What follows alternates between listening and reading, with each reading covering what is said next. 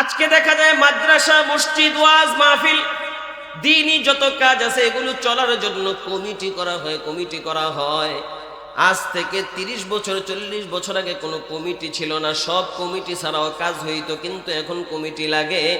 এর মানে কমিটি হওয়া খারাপ জিনিস এমন না, বরং কমিটি হওয়া বড় দরকার, দ্বীনের কাজের জন্য বড় সহায়তা হয়। তবে কমিটি ভাইয়েরা যারা আছেন তাদেরকে আমি দুইটা কথা বলে যাই, বড় মনোযোগের সাথে শুনবেন। আমাদের দেশের মধ্যে বা বিশ্বের মধ্যে যারা মাদ্রাসা মসজিদের কমিটি হয়, দ্বীনের কাজের কমিটি হয়, এমন কমিটি দুই প্রকার হয়। এক কমিটির কাজ ইহুদিদের কাজের মতো, আরেক কমিটির কাজ ইনশাআল্লাহ সাহাবাদের কাজের মতো। কিছু কমিটি আছে তাদের অভ্যাস হলো এটা, আগ থেকেই চিন্তা ভাবনা করে আমি যদি এবার সভাপতি হইতে পারি, আমি যদি এবার সেক্রেটারি হইতে পারি, তাহলে মসজিদের মধ্যে হুজুর কেমনে বড় বড় কথা কয়, চিল্লায় চিল্লায় কথা কয়, কোরআন হাদিসের কথা কেমনে জোর দিয়া কয়, দীক্ষা দিমু একেবারে দৌড়টার বিটে টিপ দিয়া ধরমু, গলার বিটে টিপ দিয়া ধরমু, কথা কইতে দিমু না।